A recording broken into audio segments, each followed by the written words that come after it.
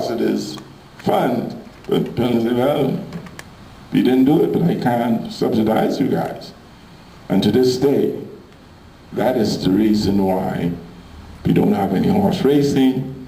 And then, you know, you had a lot of placards throughout 1977. Please, please help us, help us. And the horse owners realized, and this another stigma came about us, they realized it was a business. And the government closed it down with no provisions for the future. So they just back away from the horses, and the horses starved to death. You had Mrs. Schuntler from Florida come in, and she tried her damnedest to fly and feed and fly out quite a number of animals. And it was mind-boggling the way the government became complacent. But the government say, I'm going to give you the whole infrastructure, but I can't build a racetrack. You all build a racetrack. Go on, you got to give you the license. And then, obviously, Hobby Horse Hall closed, and the rest is history. Now, being a novice, I want you all to bear with me. I hope you all were very tolerant with me, I would say, and from an understanding perspective. And I want you all to know at this time, throughout my scholastic years, I had a speech impediment, plus I was asthmatic, and I only could attend an average of 2.5 days to school. I don't have any tertiary education. But I'm open now for any questions and answers. Thank you.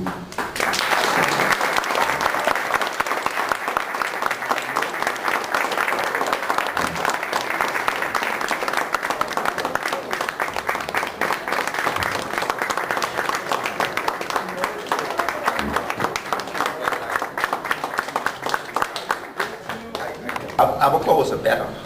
I am a farmer, and I was a horse owner, and I love the horses. I see Alphys Finlayson there, and it was a horse trainer that taught Tommy how to run. And people don't you laugh? There's another story about that. There's another story about that. Tommy Robinson, sorry. That was a Another horse story. trainer, and it was the same system. If you watch how Shawnee got beat, that was a sprinter who beat her. That would never happen again. We had a horse, you remember Mr. Moore's horse, Samantha. Samantha only could have run 4.5 furlongs. One day they let her take the lead, but when we passed the door, and she beat all of us in the 9 furlong. I forget what the payoff was. You know, you don't let them rest. Well, Felix would never be able to do that on Shawnee anymore. We're not going to let her rest. Be right on her tail, and she would not be in the race coming home.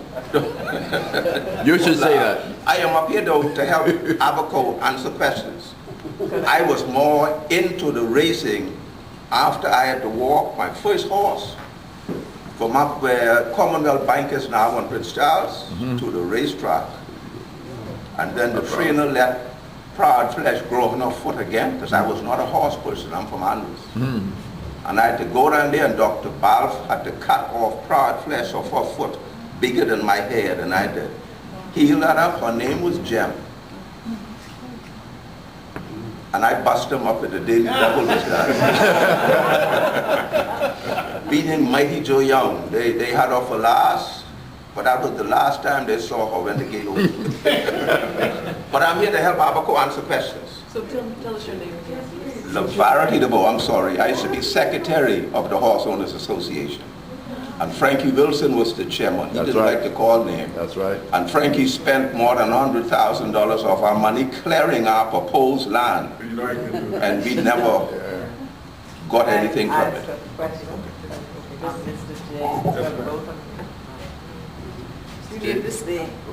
No, I don't. I think my question carried. Okay. I wanted to know, you know, it's so sad how it all happened and track eventually closed. But wasn't there a movement among some of the religious groups to get rid of this horse racing? It vaguely in my mind. No. That came afoot after Hobby Horse Hall closed. Oh, so it can come back. And with the reintroduction of horse racing, that stigma seemed to be all over. I can recall, you would find this information in the book, because I did a author's note with about 11 pages. And one in the area there, in 2006, I was made chairman of the Racing Commission in 2003, and they never gave me a mandate. So I don't know nothing about the books or Racing Commission business. The Prime Minister keep circumventing me and making me believe. So I decided, after I had a dialogue with Obi Wilchcombe and Alfred Sayers in Transfiguration Baptist Church during the funeral of Lavoine Bow-Stewart. And James, why don't you take the reintroduction of horse racing to Freeport?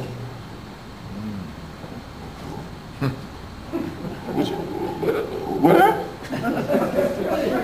He said, why don't you take it to Freeport? Get the group together and put it in Freeport. So I said, okay. All right, I'll see what I can do. I went about after that service, and I developed a plan. Ivan, they established that the Christian Council is opposing, but it's good for Freeport. Something has to be on. Something has to be on. Okay?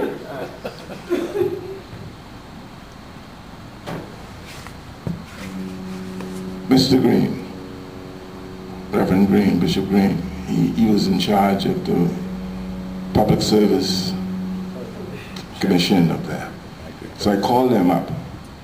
I said, Bishop Green, Ivan James said, yes. I said, I have something I need you to read, because my philosophical approach to this total matter, I now is conducting my study among the Christian Council members on an individual basis, and I have the in.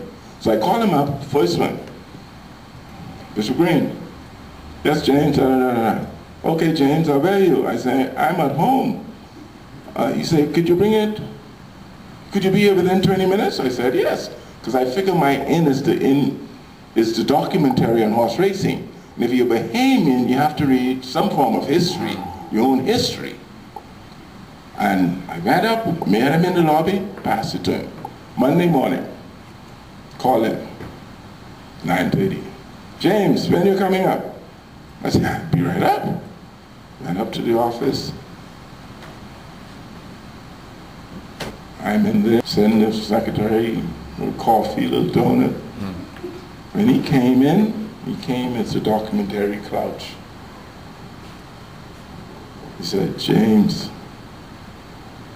he said, I'm going to be the first to confess. This is our history, and it has been forgotten. And he said, many occasions, through gossip, and this verbatim, that information received, he would prepare his sermon and be disparaging about Hobby Horse Hall racetrack in the past. He said, but James, I want to assure you, I will never, ever again say anything disparaging about horse racing here in the Bahamas, because it was indigenous in the lives of the citizens of the Bahamas. So I said, any negative? He said, James, you need to tell me a negative. Long story short, I finished with him. I went to T.G. Morrison, spent 2 hours with him. Went to Hepburn, spent another hour and a half to 2 hours with him. Went to Saunders, we call him Shaky. Saunders, Simeon Hall. You know, the findings that I got, this was 2006. The findings were each one of them. We are here to win souls. And if the government of the Bahamas want us to endorse any form of gaming, they have to be crazy. We're here to win souls.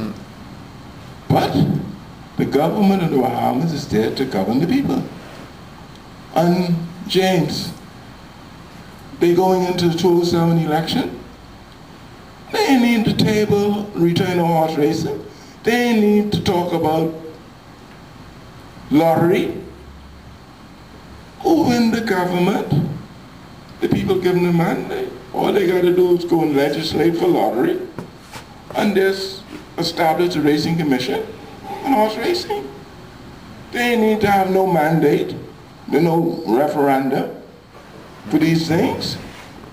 I tried my damnness to get this message to Perry Christie prior to the 2006 election and Hubert Ingram. Deaf. And as you know, the rest is history, because they wanted the Christian Council to give some form of endorsement for lottery. I'm not talking about horse racing. It's there, chapter 386, statute laws of the Bahamas. It's there. There's no legislation for that. That's there, statute laws of the Bahamas. So my final understanding about the matter with the politician, I was hoodwinked and bamboozled.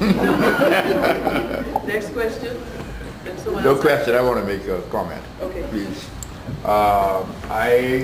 I've had the opportunity to meet this young man on a number of occasions. I had the opportunity in 1967 of working with his brother, C.B. James, at the casino on Paradise Island. C.B. was a welder. He went down to like where the Raconite is and stayed forever and ever and came back. Anyhow, I was tired. I said I need to go home tonight and don't come to this, but I was shocked and amazed. I'm talking about the presentation, the memory, and everything. It's just unbelievable. When I had the occasion to meet him in the food store, whatever it is, he talked about, he listened to the show, my show every Tuesday evening, so I said, let me get him to promote it. So he has something promoting the show. And I said, we talked about the book, and I said, when you have your book, I'll have you on the show. But just let me say two things. I went to Hobby Horse once in 1977, and it was the day that was the coldest day of the year. We had about 46 degrees. I remember that. I can remember that. And it was a strange thing. I'd been to the place in Toronto. That was the only other horse thing I had gone to. But talking about the Shawnee Miller and the person who coached Tommy, the joke was is that this young man we knew who lived in what do you call it? Not the 5 pound one, just along the pond. He was arrested, tried, or went to court for stealing a horse. And he said he didn't steal a horse. He took a rope, and he didn't know that the horse was at the end of the rope. And that is Henry Crawford. Thank you. But you've been very good, and I think this will go very well. Thank you. Just as a matter of interest, a former landlord of mine came over on the Southern Cross with Venegrin and built properties on Paradise Island, and he then went and worked at Hobby Horse Racetrack. This was a long time ago, but I wondered if you ever came across the name Jan Doloff. Doloff, D-A-H-L-O-F-F. Doloff. Yes. D-A-L-O-F-F. Okay, yes. Doloff was a frequent visitor to Coral Harbor. Every, like on Sunday afternoon, Mr. Delahaye buffet lunch at Coral Harbor, Doloff. And I think,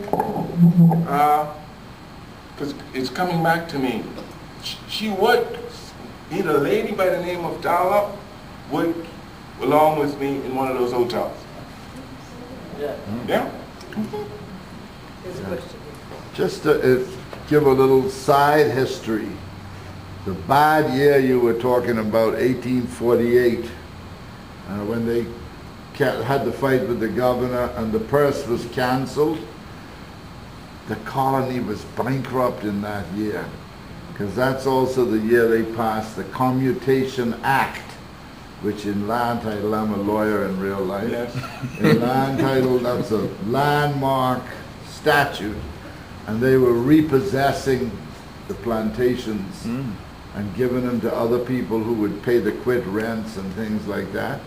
There was something wrong with the economy and the treasury, and so that £100 that they Meant a lot. back, that meant a lot. So there might have been a little more behind the Yes, scenes. definitely, but you saw a reason But to that's handle it's a it. coincidence that that year and that year come together. Yeah. Any further questions? In 1977, graduating out of Queens College, and I took a job as a lifeguard at Nassau Beach Hotel. I have fond memories of all the lifeguards, the beach workers and everybody. We would all pool some money together and we'd all send somebody over to place a bet. And then just before the races, one of us would run across the street through the taxi lot, cross Bay Street, the Casuarinas, and go to that same fence that used to run around, that we kept talking, and find a hole and join the taxi drivers and all be looking to run back to report which one won the race. You know, it's to this day, at the end of the book, I try to give a summary, and I say, well, do you think we'll ever had the delicious drumstick of Mrs. Lean turkey? Would we ever hear the sound of the track announcer Sidney French, shoebill for the lead, or racetrack chant like ride him, boy, ride the man horse, scorch him now. If you beat me, you'll eat me. Things of that racetrack chant. And we also had a racetrack chant where ride him Gary. And also will we see the fond days of Albert Mingio Woods dancing a version of the Paul Mayer's Babalu when Jack Daniel come across the finish line? Or will we see W.A. Weeks, Boo Boo, bites his way to the finish line? He was a horse that really... So I have this in the summary of the book, which... Do you have it? the book's not finished yet. I will, at this time, I would like to just add some credence from an understanding. I had the opportunity to call Mrs. Eileen Karan, because, you know, knowing her, she came from his equestrian background, blah, blah, blah, blah, blah, blah. So, you know, if you're dealing with... So, you know, it's interesting to note that the summary of this documentary is so far-fetched that when I spoke with Mrs. Caron and I asked her, I would like for you to do a book commentary. Mrs. James, how could I do a book commentary and I haven't read the script? You got it. Immediately it was delivered to her. After reading, give her a couple of days, you know, busy lady, give her about 10 days. Finally, I called her. Mrs. Karen? Yes, it's Mrs. James. Was it boring? Mr. James, it's fascinating. And she said, it's fascinating. I haven't, now you know what fascinating means, but the emphasis she put on it. Okay, thank you, Mrs. Kara. Thank you. I say, well, it was fascinating. I guess you can do my book commentary. She ended up writing a 3-page book commentary. So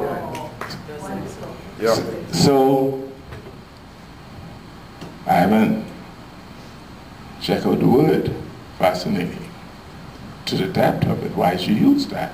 So I Googled it. The first thing come up from adjective, good book. Okay? Now, next column, all adjective, mesmerizing. All of that means good.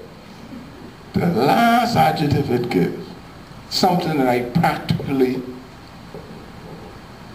talk to myself, because I always used to read the script.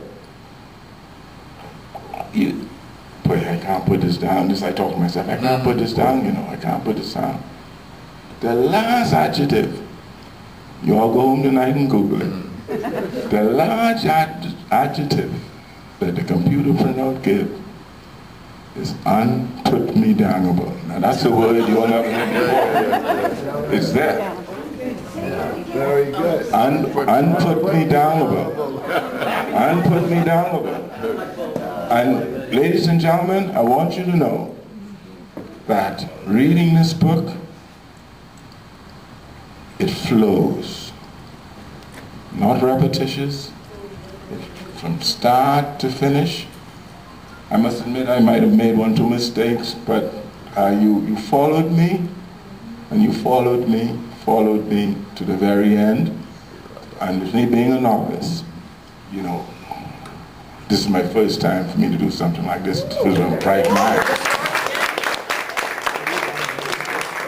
So the book has that entrapment that when you start to read it, you're not going to put it down. Seriously. And I have images.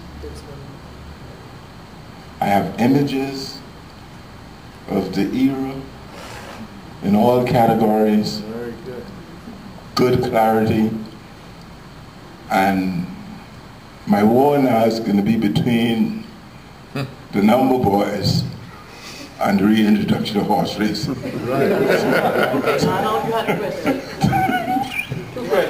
Oh, yes, okay. I probably missed it. When was the betting for the public when it first started? 1934. The Racing Emission Act was gazetted in 1932. It was tabled by Walter Young in the House of Assembly. So 1934, they had everything in place for government-supervised pari-mutuel betting. Okay. Next question. With the running of the horses, they always seem to run to the left. If there is any reason why a lot of them, races are not run to the right? By design and choice. But there have been some races that run from right.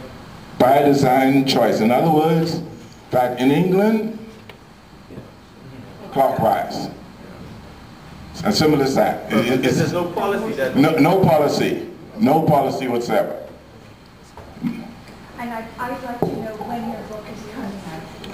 As we speak, tomorrow I will call the publisher, not call, but I will send an email, and we agreed that the email will be as strong as my signature. And I will send an email and I will tell them that the last corrections, the 4 corrections that we made at the date is the last, and you have the authority to go to press. So I'll do that, the email tomorrow. And see, there again, you know, there are times, you know, this is not your field. You know you don't have the money to pay someone to edit. Here it is, I produce a 410-page book. Wow. And the script has to be right, because it has an international market. The book will be sold all over. There's no ifs or buts about that.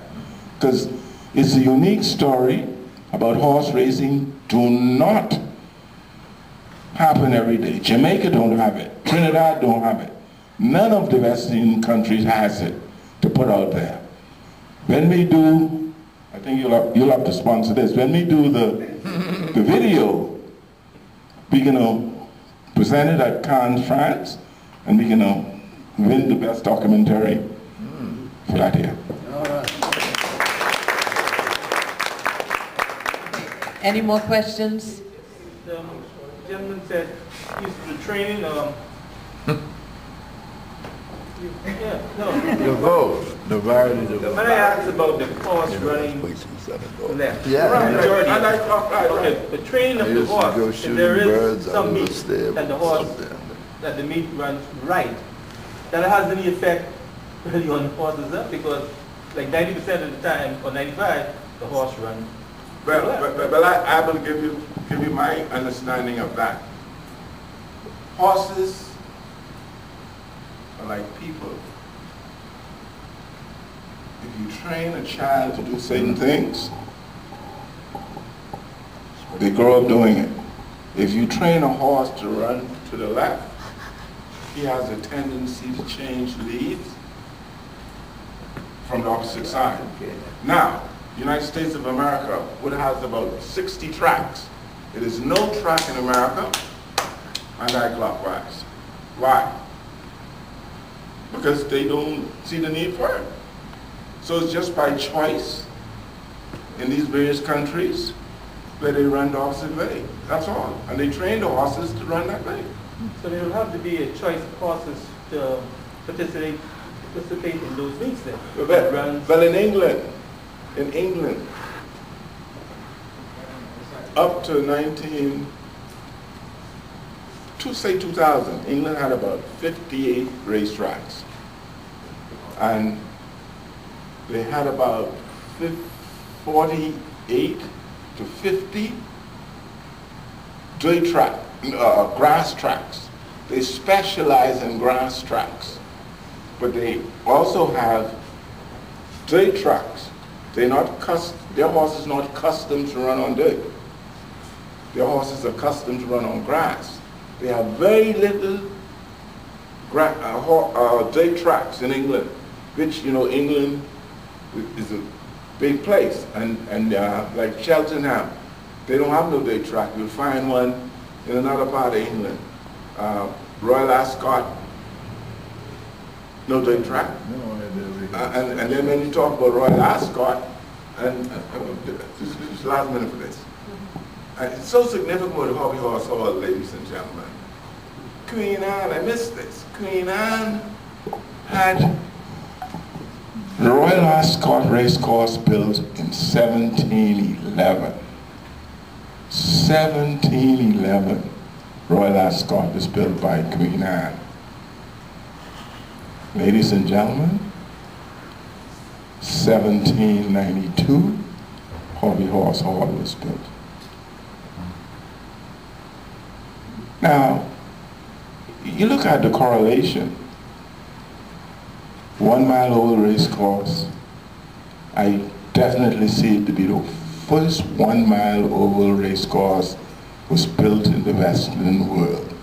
I am hoping someone could challenge me with that because it's in the book. And when you look at the dimension in 1792, I'm not being prejudiced, but you had engineering minds who were involved with Fort Charlotte and Fort Darcy and Stanley. Dunmore used them to design and build Hobby Horse Hall 1 mile over to the picture's right there. From 1792, that track existed from that. In that shape, with no alterations. Royal Ascot, 1711. Thank you very much. Now, Mr. James, you need never apologize for anything. You are amazing. And I mean, that memory is marvelous. So please, let's give him a rousing round of applause. Thank you so much for being here tonight. I learned a lot. And as we can see, this is a very historic talk tonight. Are there any more burning questions? Because look here. It's 8 o'clock. Any more burning questions? About an hour and a half. Okay, that's it. Ladies and gentlemen, thank you very much for being here tonight. This was truly a history lesson, and we need to have part 2, because next time we need to bring the book and the jockeys. We need to hear from some of those jockeys. But thank you very much for being here. We look forward to getting that book, and of course, when you get it, you can come here and do some book signings. I'll just close with one. Pam Hall. Pam Hall tonight brought us a goose iron. So thank you very much, Pam. We appreciate those artifacts, and we will certainly put it to good use. We'd like to thank Mr. Lloyd for getting this floor done. Now I can see some dances and some tea parties taking place here again. Just started. Yes, and so we thank him for that. And Dr. Harold Munnings, he left, and Mr. Skibo Roberts left. Dr. Harold Munnings, they're having something at Christ Church Cathedral in November, and he was asking some of the members of the Bahamas Historical Society if they would help to do some tours around that time. So we'll hear more about that later. Skibo Anthony Roberts is the first vice president here. They're doing Shakespeare in Paradise. The second to the second to the 10th of October, and so he wants you to participate in that. There's some flyers up front, and of course, if you're here tonight and you want us to keep you abreast of what's happening, please make sure that your email is printed, so we can have the proper information. Also, please do not forget about our week that's coming up, October the 5th to the 10th. We'll be having a week of celebrations to celebrate the Bahamas Historical Society. So if you feel predisposed to give us donations, that's how we survive. And if you want to become a member, we have forms, and we certainly appreciate anything that you'd like to do for us. And of course, be a part of us. Come often, and of course, be a friend to the Bahamas Historical Society, be a member, and be involved. So thank you very much, and have a good evening. Be safe. Come again. It's good to see many new faces here tonight. Thank you very much.